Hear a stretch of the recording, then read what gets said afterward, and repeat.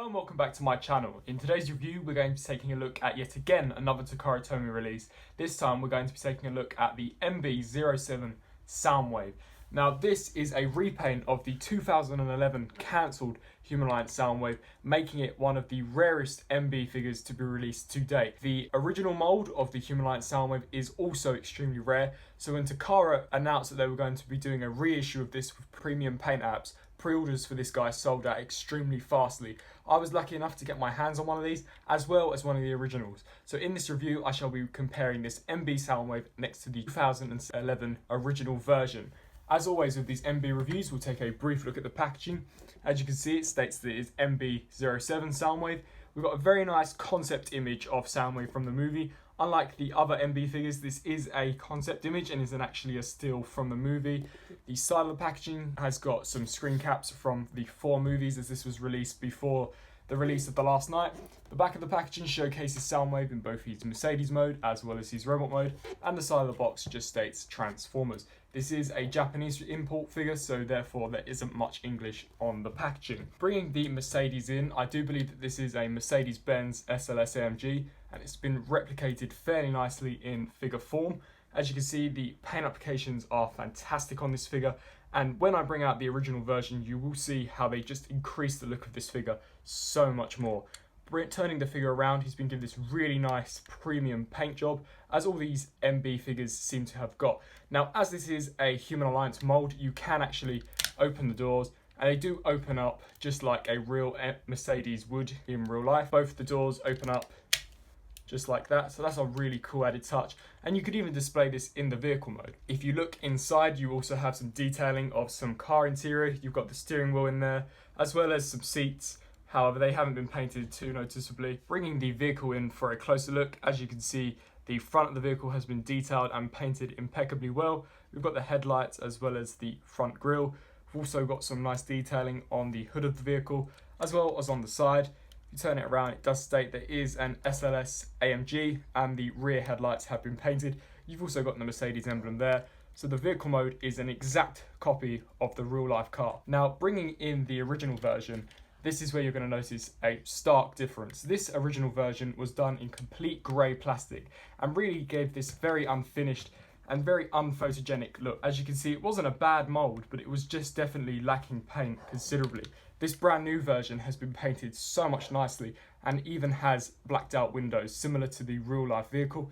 This was more of a turquoise blue, which to me didn't look as good as this brand new MB version. Comparing the vehicles side by side, the MB version just completely stands out and really does dethrone this version enough that I have actually put this one into storage. This brand new paint job just makes the figure look so much more realistic and so much more accurate to the movie. Now, as with all these MB figures, I won't be showing you the transformation, as this is a 7-year-old figure. I'm sure you can just follow along with the instructions or watch another review and then come back to this video. So I'll be turning him into his robot mode right now. Now, here we have Takara Tomy movie the best Soundwave in his robot mode. And at the same with the vehicle mode, this is really where some of Takara Tomy's paint applications really come through, making this an extremely eye-catchy piece. Bringing it in for a closer look, as you can see, his head sculpt has been detailed exceptionally well, and the choices of colouring for the paint really do help to bring out the eyes, the teeth, as well as that crest section. All the way throughout, this really nice premium silver really does help to pop on a shelf and really does segregate him from some of the other movie Decepticons who tend to be fairly dull in their appearance. Soundwave is definitely a very original looking character and is very distinctive when on the shelf. Now, unlike the vehicle mode, where I would say that this is a dead winner between its original version, bringing in the original version, I would say that the original actually has some aspects in the robot mode that are better than the aspects of this brand new MB version. Now, as you can see, there's no denying that the silver colour on the new MB really does help him to pop on a shelf.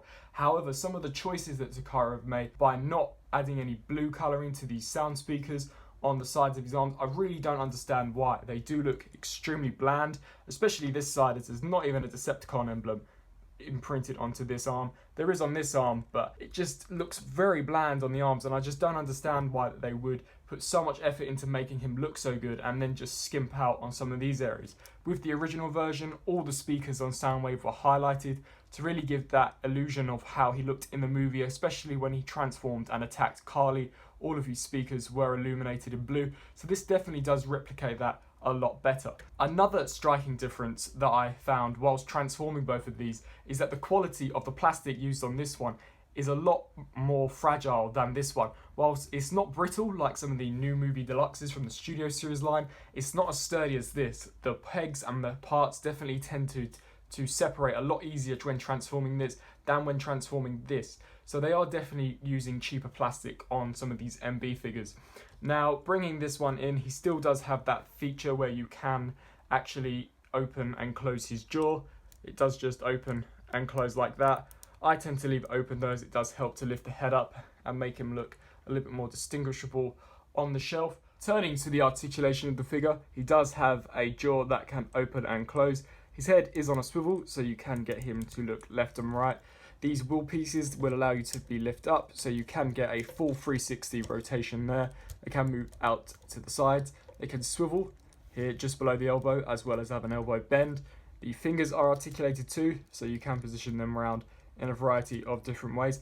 The legs are really articulated. You can kick them forwards, backwards, out to the sides. Also swivel this section here, as well as another hinge joint there, which is mainly down to transformation. You can then hinge these sections back and forth. You can get a knee bend out of him as well, and you can also pivot this foot section here. So overall for articulation, MB Soundwave is completely packed with it. To conclude this review, I personally would say that if you don't have this original version, definitely pick this version up. I'm not particularly sure of the prices of it now. I believe it has been out for over a year, but if you can find this at a reasonable price, I definitely recommend picking it up, especially considering how hard to find these cancelled original version was. I hope that you enjoyed this review. If you did, please let me know down in the comment section below. As always, I will be posting some more reviews in the forthcoming weeks, so please make sure to subscribe. Please share this video, like and comment. Thanks for watching.